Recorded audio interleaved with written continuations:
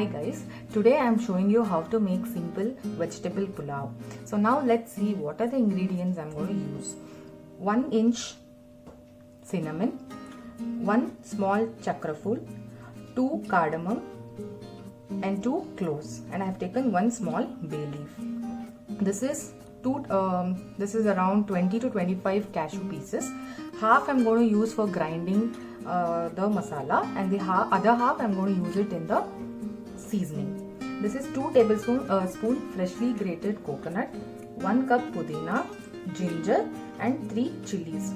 This is chopped coriander and lemon, which I'm going to use in the end for garnishing. These are the vegetables I have taken: carrot, beans, potato and peas.